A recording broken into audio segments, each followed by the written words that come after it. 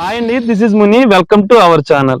ఈ రోజు మనం వచ్చేసరికి ఆంధ్రప్రదేశ్ రాష్ట్రం పశ్చిమ గోదావరి జిల్లాలోని ఒక ఏజెన్సీ గ్రామం అయిన గురవాయిగూడెంలో ఉన్నాం. ఈ గురవాయిగూడెం గురించి మీకు చెప్పాలంటే మీ అందరికి మధ్య ఆంజనేయ స్వామి టెంపుల్ తెలిసే ఉంటది. ఆ గ్రామంలో ఉన్నమాట. ఇది వచ్చేసరికి ఇంచుమించు 150 సంవత్సరాల పైబడిన వంతెన. ఈ వంతెన మీదకి వచ్చి ఇప్పుడు మీతో మాట్లాడడానికి కారణం ఏంటంటే అది అనమాట. ఈ ఈ ఎడ్ల బళ్ళు ఇక్కడ ఉండడానికి రీజన్ ఏంటంటే దానికి మన ఆంధ్రప్రదేశ్ సీఎం జగన్ గారు అంట వాళ్ళు చెప్తున్నారు. ఎందుకంటే ఒకప్పుడు పొగాకు తోటలో ఈ ఎద్దుల బళ్ళు తిరిగాయంట. అయితే ఎప్పుడైతే ఎద్దుల బండి ద్వారా ఇసుక తీసుకెళ్తే అమౌంట్ అవసరం లేదన్నారు. అప్పటి నుంచి వీళ్ళందరూ ఎద్దుల బళ్ళు ఇలా పెట్టి ఇక్కడ ఈ ఇసుకనే ఇక్కడ ఇళ్ళకి ఎక్కువ వాడతారంట. మనం చూడొచ్చు ఇప్పుడు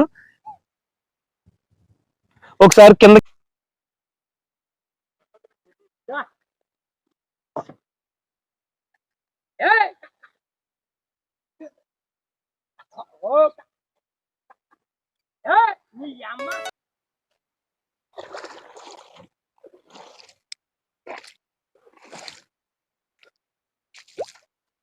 ఈ బళ్ళు వెరైటీగా ఉన్నాయి.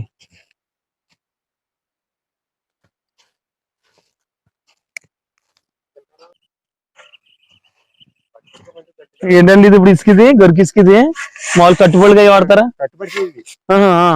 అంటే ఈ బండి ఎంత అండి ఇప్పుడు ఇది? అలా బండి మీద తీసుకెళ్తారు అనమాట. గోదావరి ఇసుక ఏం వాడరు ఇక్కడ.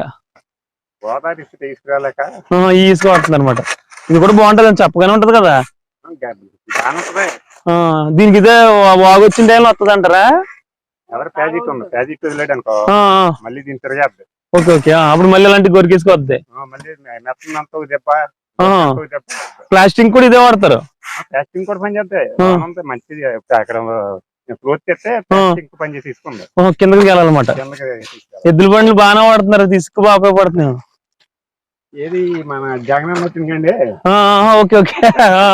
ఎడ్ల బండి కొనం లేత అవునవును. ఇది ఎడ్ల బండి అయితే మీరు కట్టక్కలేదు. మళ్ళీ ట్రాక్టర్ ఎడితే ఎడ్ల బండి కనబడవు. కనబడ. అవును. రెండు ఎట్లు కలిపి జగన్ గారి వల్ల ఎద్దుల బళ్ళు అయినా కనీసం మళ్ళీ కనిపిస్తున్నాయి. ఎద్దుల బళ్ళు ఒకటేంటి మామూలు కాదు. బండి కడితే ఇక్కడ నుంచి లొక్కారం ఉంటాయి. మీ ఊరు ఇక్కడ ఈ ఊర్లోనే దగ్గర దగ్గర 20 బళ్ళు దాకా ఉన్నాయి. 20 బళ్ళు దాకా ఉన్నాయి. మధ్యం ఇది గురవాయిగూడెం. అక్కడ మొత్తం చుట్టుపక్కల మొత్తం ఎద్దుల బళ్ళు ఉన్నాయా? ఇది ఇది ఇది వచ్చిన కాడి నుంచి కొంటున్నారేమో ఎద్దులు అవి బాగానే. అంటే జగన్ అన్న ఈ రూల్ కాడి నుంచి ఈ తారలు లేపలేదు కదా. అవునవును. లేకపోతే ఎవడేసుకుంటాడు. మామూలుగా ఇంక మాకు రాదు ఇక్కడికి. అది కూడా వద్దా? చిన్న చిన్న పనులు ఉంటాయి చూడు. ఓకే. మామూలుగా పెద్ద పెద్ద అయితే లారీలు వస్తాయన్నమాట. లారీలు వచ్చినా ప్లాస్టింగ్ కూడా ఇది వేసుకుంటారు. కట్టుబడికి ఇది ఏం చేసుకుని వాడేస్తారు అనమాట. ఇప్పుడు ఏ ఊరి దాకా వెళ్తుంది? ఎన్ని కిలోమీటర్లు వెళ్తుంది ఇది? 3 కిలోమీటర్లు. 2 కిలోమీటర్లు. ఒకవేళ ఎంత వద్దు మామూలుగా మీకు సరిపోద్దా రోజుకి? 2 ట్రిప్లేసి ఆపేస్తారు అంతే. 2 ట్రిప్లే రోజుకి. మళ్ళీ ఇద్దరు జాగ్రత్తగా చూసుకోవాలి కదా. Okay okay. గురవాయిగూడెం ఇది. ఇదేంటి ఇది ఆపేశారు? అయిపోయింది అప్పుడు ఈ బ్రిడ్జి మాట. ఇప్పుడు దాని అవసరం కొట్టుండేది. ఆ పక్కన కూడా అంతదంటారా? దానికి ఏమి లేవు అసలు మామూలుగా ఏం లేదు. సిస్టమ్ ఆడతారు ఇటు సైడ్ మీరు. మామూలు టెక్నాలజీ ఓకే ఓకే.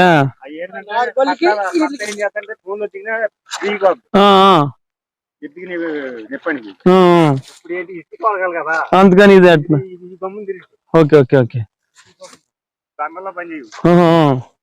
బందల్లో అయితే దిగిపోతాయి. అవును.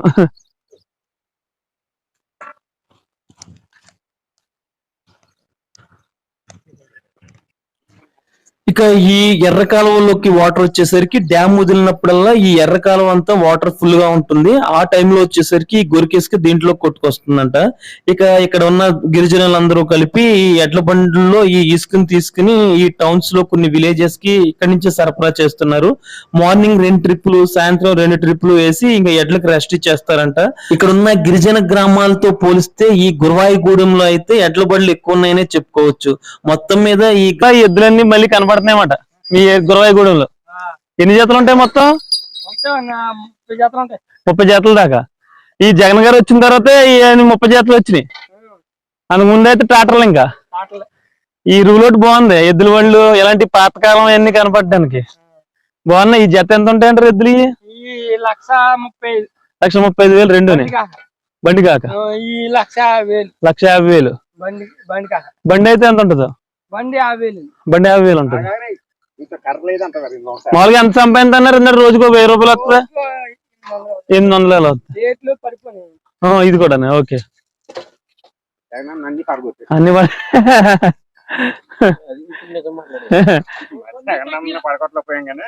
మరి జగనన్న వాళ్ళకి ఎద్దుల వాళ్ళు ఉన్నాయి. మరి జగనన్న లేనప్పుడు ఏం చేసేవారు? ఎద్దుల వాళ్ళు లేనప్పుడు అప్పుడు ఇంక వేరే పని ఎవరు చేస్తారు? ఓకే ఓకే ఓకే సరే ఉంటామండి.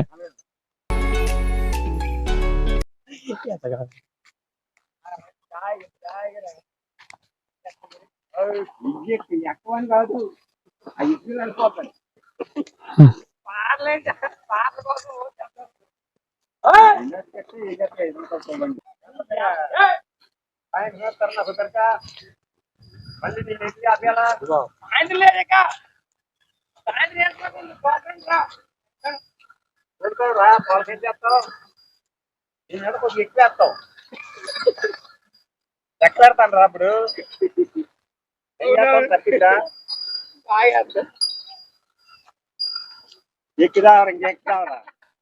మనం ఇప్పుడు వచ్చేసరికి ఎడ్ల బళ్ళ గురించి తెలుసుకున్నాం కదా. అలాగే ఈ గురవాయిగూడెంలో పండే పంటలు ఏంటో ఒకసారి చూద్దాం. అలాగే ఈ గురవాయిగూడెంలో చెప్పాను కదా మధ్యాంజనేయ స్వామి గుడి గురించి, ఒకసారి ఆ టెంపుల్ కూడా వెళ్దాం. ఒకసారి ఇక్కడ ఈ బ్రిడ్జ్ గురించి అయితే 150 సంవత్సరాలు పైబడిన బ్రిడ్జ్ అన్నాను కదా. అలాగే ఆ పక్కన ఒక బ్రిడ్జ్ ఉండేదంట.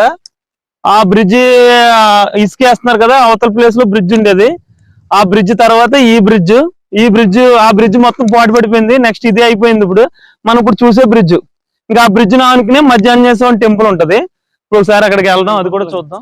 ఇక ఈ ఏజెన్సీ గ్రామాల్లో ఎక్కువ గూడాలే ఉంటాయి. అంటే చిన్న చిన్న ఏరియాలు కాబట్టి తక్కువ మంది ప్రజలు ఒక్కొక్క చోట నివసిస్తూ ఉంటారు కాబట్టి వీటిని గూడాలు అంటారు అన్నమాట. అందుకే ఎక్కువ గురవాయిగూడెం అని, జంగారెడ్డిగూడెం అని, బొట్టాయిగూడెం అని ఇలా వీటన్నిటిని గూడాలే అంటారు. అయితే ఈ గూడెంలో ఏంటంటే మనకు ఒక కంటైనర్ హౌస్ కనిపించింది. అది చూడడానికి అయితే చాలా బాగుంది. ఇప్పుడు చాలా మంది ఈ కంటైనర్లను ఉపయోగించి ఒక రూము లేక 2 రూముల కింద వాటిని తయారు చేస్తున్నారు. ఈ లారీలకి వాటికి సంబంధించిన కంటైనర్లు పాడైపోయిన తర్వాత వాటిని ఇలా తీసుకొచ్చి ఇలా ఒక రూమ్ కింద చేసుకుంటున్నారు. ఇక్కడ ఈ గురవాయిగూడెంలో అయితే ఈ కంటైనర్ కనిపించింది. ఇప్పుడు మనం చూస్తున్న ఆలయం వచ్చేసరికి మధ్య ఆంజనేయ స్వామి టెంపుల్. ఈ టెంపుల్ వచ్చేసరికి ఆంధ్రప్రదేశ్ రాష్ట్రంలోని ఏలూరుకి 50 కిలోమీటర్ల దూరంలోను, అలాగే రాజమండ్రి నుంచి అయితే 70 కిలోమీటర్ల దూరంలోనూ ఉంటుంది. ఇక ఈ ఆలయం యొక్క విశిష్టత గురించి చెప్పాలంటే తెల్ల మధ్య వృక్షం త్వరలో ఆంజనేయ స్వామి వెలిసిన చోటు కాబట్టి మధ్య ఆంజనేయ క్షేత్రం అని ఈ ఆలయాన్ని అంటారు. ఇక ఈ ఆలయానికి తెలుగు రాష్ట్రాల్లోని పలు ప్రాంతాల నుంచి వస్తారు. ఈ ఆలయానికి ఆనుకుని శ్రీ వెంకటేశ్వర స్వామి ఆలయం కూడా ఉంటుంది. మొదటిగా ఆంజనేయుని దర్శించుకుని ఆ తర్వాత భక్తులు శ్రీనివాసుని కూడా దర్శించుకుంటారు.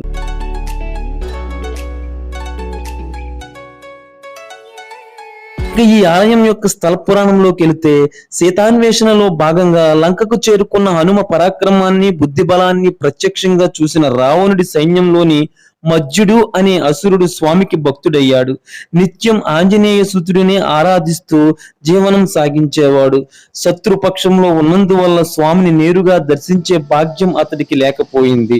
వచ్చే జన్మలోనైనా ఆయన సాక్షాత్కారం పొందాలన్న ఉద్దేశంతో హనుమసేనకు ఎదురెళ్లి మజ్జుడు వీరమరణం పొందాడు. ఆ అంశతోనే కలియుగంలో మజ్జుడు జన్మించాడని, అతడిని అనుగ్రహించేందుకు మధ్యవృక్షంలో ఆంజనేయ స్వామి అవతరించారని ప్రతీతి. ఒక భక్తురాలి స్వప్నంలో సాక్షాత్కారమైన ఆంజనేయుడు మద్ది చెట్టు త్వరలో ఉన్న తనకు ఆలయాన్ని నిర్మించాలని ఆదేశించారు.